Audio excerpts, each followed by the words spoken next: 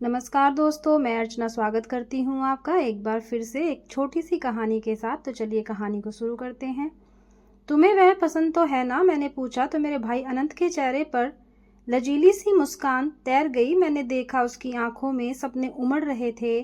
कौन कहता है कि सपने उम्र के मोहताज होते हैं। दिन रात सतरंगी बादलों पर पैर रखकर तैरते किसी किशोर की आंखों की सी उसकी आंखें कहीं किसी और ही दुनिया की सैर कर रही थी। मैंने सुकून महसूस किया क्योंकि सिखा के जाने के बाद पहली बार अनंत को इस तरह मुस्कुराते हुए देख रही थी।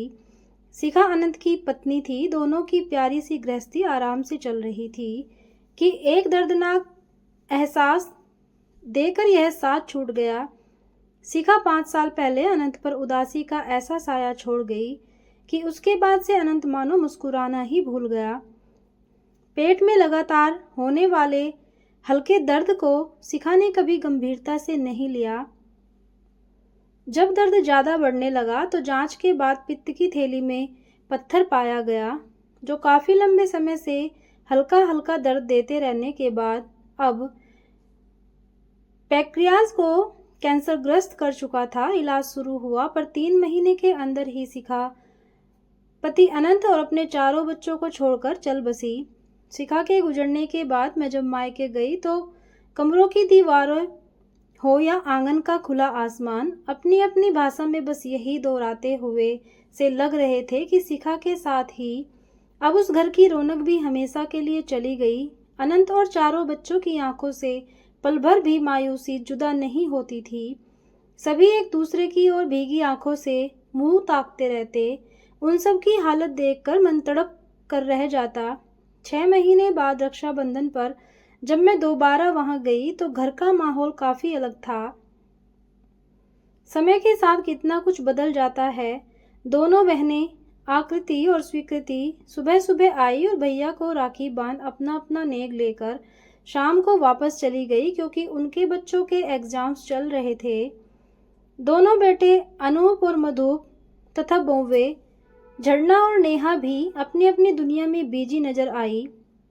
सुबह 8 बजे के बाद घर बिल्कुल सूना हो जाता। शाम 5-6 बजे के बाद ही बेटे बहू वापस आती। रात का खाना एक दिन तो सबने साथ में खाया, शायद मेरी वजह से, पर उसके बाद 8 बजे ही खाने के लिए 1-2 बार मुझसे पूछकर दोनों बहुओं और बेटों ने यह कहकर कि सुबह सुबह स्कूल ऑफिस के लिए निकलना पड़ता है, खाना खा लिया। 9 बजते बजते दोनों बेटे अपनी अपनी बीवियों के साथ अपने अपने कमरों में बंद हो जाते। इतवार के दिन दोनों बेटे अपनी पत्नियों के साथ घूमने निकल जाते। अनंत के कहने पर मैं 1 हफ्ते के लिए वहां रुकी थी। इस एक ही हफ्ते में उन बच्चों की दिनचर्या से मेरे सामने यह साफ हो गया कि मौज मस्ती को ही वे अपना जीवन मंत्र मानते थे। अनंत ने ऑफिस से हफ्ते भर की छुट्टी ले रखी थी। एक दिन वह किसी काम से 2 घंटे के लिए घर से बाहर गया। मैं घर में अकेली रह गई तो उतने बड़े घर आंगन का सूनापन भाए भाए कर चीखता अनंत के जीवन में अंधेरे एकाकीपन को मेरे सामने बयान करने लगा। पुराने ढंग के हमारे पुश्तैनी मकान को भैया भाभी ने कितने पैसे और मेहनत से आलीशान बंगले का रूप दिया था, पर हर तरह की सुख सुविधाओं वाले भरे पूरे घर में आज घर का मालिक ही अवांछित तिरस्कृत सा हो गया था। अनंत को रात में देर से खाने की आदत थी। हम दोनों भाई बहन अकेले बैठे बातें करते रहते। 10 बजे मैं खाना निकालने किचन में जाती और वापस आकर देखती कि अनंत सूनी आंखों से दीवारों को ताक रहा है। खुद से 11 साल छोटे अपने इकलौते भाई की ऐसी दशा देखकर मेरा मन तड़प उठता। मैं मन को समझाती कि शायद संसार का रिवाज ही यही है। हम सब में से ज्यादातर लोग जिन अपनों के लिए अपने जीवन की सारी ऊर्जा खर्च कर खुशियों के इंतजाम में लगे रहते हैं, वही एक दिन इतने संवेदनहीन हो जाते हैं कि उन्हें हमारी वेदनाओं भावनाओं का कोई एहसास तक नहीं होता। बड़ा बेटा मोटर पार्ट्स की एक बड़ी फर्म में मैनेजर था और छोटा दुलारा बेटा सरकारी स्कूल में टीचर। दोनों बहुएं एक कंप्यूटर सेंटर में पढ़ाने जाती थी, पर चारों में से कोई भी परिवार के लिए एक पैसा नहीं निकालता था। पूरे घर का खर्च अनंत ही चलाता था। भाई भाभीियों के व्यवहार की वजह से ही शायद घर की दोनों बेटियां भी ज्यादा आना जाना नहीं रखती थी। सब अपनी अपनी दुनिया में मस्त थे। अगर कोई अलग थलग और अकेला पड़ गया था तो वह था अनंत। मैंने मन में यह निर्णय कर लिया कि अनंत को इस तरह अकेले उपेक्षित जीवन नहीं जीने दूंगी। जाते वक्त मैंने उससे कहा कि शनिवार रविवार तो छुट्टी होती है, हमारे पास आ जाया करो। हम भी अकेले ही रहते हैं, तुम्हारा भी दिल लगा रहेगा और हमारा भी। वह पहले एक आध बार आया, पर धीरे धीरे अब हर शनिवार को हमारे घर आ जाता। रविवार रुककर सोम की सुबह यहीं से सीधा अपने ऑफिस चला जाता। इधर कई सालों से बच्चों के विदेश में सेटल हो जाने के बाद हम दोनों भी अकेले हो गए थे। कभी कभार छुट्टी वाले दिन मंजरी कुछ देर के लिए चली आती तो थोड़े समय को घर में रौनक रहती। शनिवार रविवार मंजरी की छुट्टी थी। हम सब बातें करते, कभी कभार बाहर घूमने भी चले जाते। मंजरी मेरी बड़ी बेटी की सहेली है और यहीं एक कॉलेज में पढ़ाती है। हमारे लिए वह एक पारिवारिक सदस्य की तरह ही है। देखने में खूबसूरत होने के साथ साथ उसके विचार भी सुलझे हुए हैं। वह तलाकशुदा है और अपने छोटे से जीवन में उसने बहुत संघर्ष झेले हैं। आज से 15 साल पहले उसकी उम्र तब 35 साल की रही होगी। जब वह इस कॉलोनी में रहने आई थी तब उसका तलाक का केस चल रहा था। उसकी अरेंज मैरिज हुई थी। उसका पति बेहद घटिया इंसान था। वह मंजरी को परेशान करने के लिए 2-3 बार यहाँ भी आ चुका था। मैं हर सुबह अपनी बालकनी से उसे काम पर जाते हुए और शाम को फिर घर वापस आते हुए देखती रहती थी। तब मेरे घर से 2 बिल्डिंग छोड़कर तीसरी में वह रहती थी, पर अपनी मेहनत के बल पर अब इसी कॉलोनी में उसने अपना खुद का छोटा सा फ्लैट खरीद लिया है। पहले पैदल या ऑटो से कॉलेज आती जाती थी, अब अपनी गाड़ी से आती जाती है। 13 साल के मासूम से बच्चे को साथ लेकर आई थी। बच्चा आज इंजीनियरिंग की पढ़ाई पूरी कर बेंगलुरु में जॉब कर रहा है। अपने देश की रचर कानूनी व्यवस्था की पीड़ा झेलते हुए 20 साल बाद आखिरकार उसे उसके पति से तलाक मिल गया, पर पति को छोड़ने की वजह से उसके पिता और परिजन आज भी उससे नाराज हैं। शुरुआती दिनों में ही एक बार जब मंजरी कॉलेज के लिए घर से निकली तो उसका पति रास्ता रोककर उससे झगड़ने लगा था। उसने मंजरी की कलाई को कसकर पकड़ रखा था। लोग तमाशा देख रहे थे। अनंत ने उधर से गुजरते हुए जब यह सब देखा तो उसने मंजरी के पति का विरोध करते हुए पुलिस को फोन पर घटना की जानकारी दी। तब गुस्से से अनंत की ओर देखकर उसके पति ने घटिया लहजे में कहा था, तू क्यों बीच में टपक रहा है? तू क्या इसका यार लगता है? लज्जा, पीड़ा और अपमान से मंजरी का चेहरा लाल हो गया था। अनंत और मंजरी की यह पहली मुलाकात थी। उसके काफी समय बाद दोनों फेसबुक फ्रेंड बने, पर मुलाकातें नहीं होती थी।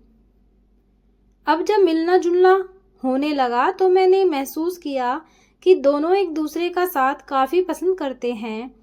एक दिन माहौल देखकर मैंने अनंत से कहा कि दुनिया का यही दस्तूर है, जब तक अपना स्वार्थ सिद्ध होता रहे आदमी आदमी को पहचानता है। स्वार्थ खत्म तो रिश्ते खत्म। मौत से पहले अपने की अवहेलना ही मार डालती है। तुम्हारे सामने अभी लंबा जीवन पड़ा हुआ है, ऐसे कैसे गुजारोगे? उधर मंजरी भी अकेली है और मुझे लगता है कि वह तुम्हें पसंद भी करती है। तुम दोनों शादी कर लो, दोनों के जीवन में चटक रंग खिल उठेंगे। एक दूसरे के सहारे बनकर जीवन का सफर हंसते मुस्कुराते पूरा हो जाएगा। कहो तो मैं मंजरी से बात करूं? थोड़ा ठहर कर अनंत बोला, बच्चों से एक बार बात कर लेना उचित रहेगा। मैं अनंत को जाते हुए देखती रही। एक दिन सुबह के 6 भी नहीं बजे थे कि फोन की घंटी लगातार बजने लगी। उस तरफ अनंत की बड़ी बेटी आकृति थी। न दुआ न सलाम, बड़े ही गुस्से में वह बोली, बुढ़ा शादी कर रहा है, तुम्हें पता है ना? मैंने पूछा, कौन बुढ़ा? तुम्हारा भाई और कौन? ऐसे बाप को और क्या कहा जाए जिसने यह भी नहीं सोचा कि उनके इस कारनामे के बाद मेरे बच्चों, खासकर मेरी बेटियों से कौन शादी करेगा? वह आक्रोशित स्वर में बोल रही थी। मेरा मन गुस्से से सुलग उठा। बोली, जो इंसान जीवन भर तुम सबके सुख की खातिर मेहनत की चक्की में पिस पिस कर मिट्टी होता रहा, तुम सबका जीवन संवारने के लिए क्या क्या जतन करता रहा, आज जब तुम सब सेट हो गए हो तो वह तुम्हारे लिए पिता न होकर बुढ़ा हो गया। अपने एकाकीपन में घुट घुट कर वह आज हर पल मर रहा है, पर तुम सबको तो इसका एहसास तक नहीं। तुम सबके लिए सोचता रहे तो बहुत बढ़िया, एक बार अपने लिए सोच लिया तो गुनहगार हो गया। बुढ़े होने से जीवन खत्म हो जाता है, आदमी आदमी न होकर कुछ और हो जाता है। क्या तुम सब कभी बुढ़े नहीं होगे? इतना सुनते ही व्यंग भरी चुभती आवाज में वह बोली, मुझे तो लगा था कि तुम अपने भाई को समझाओगी, पर बुरा न मानना बुआ, अब तो मुझे लग रहा है कि यह सब तुम्हारा ही किया धरा है। और उधर से फोन पटकने की आवाज आई। अनंत आज सुबह ही ऑफिस के किसी काम से 2-3 दिनों के लिए मुंबई निकल गया था। मंजरी अपने घर में लेटी हुई टीवी देख रही थी। शाम को लगभग 6 बज रहे थे। बाहर हल्का झुटपुटा सा हो रहा था। दरवाजे पर खटखट की आवाज सुनकर अलसाई हुई मंजरी ने दरवाजा खोला। सामने एक नवयुवक हाथ में रिवॉल्वर लिए खड़ा नजर आया। उसने चेहरे पर मास्क पहन रखा था, केवल उसकी लाल लाल आंखें ही नजर आ रही थी। मंजरी घबराकर 2 कदम पीछे हो गई। चेतावनी भरी आवाज मंजरी के कानों में पड़ी। सुना है तुम डॉक्टर अनंत कुमार सिंह से शादी करने की सोच रही हो। अगर ऐसा है तो इस सोच को यहीं विराम दे दो। तुम्हारी सेहत के लिए यही अच्छा होगा।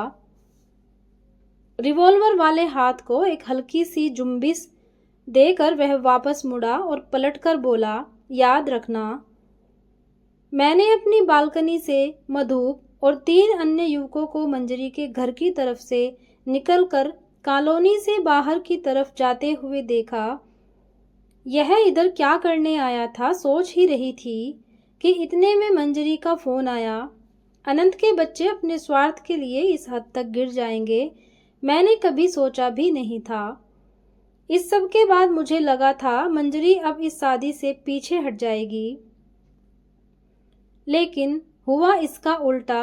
अनंत को फोन करके मैंने सब कुछ बता दिया था।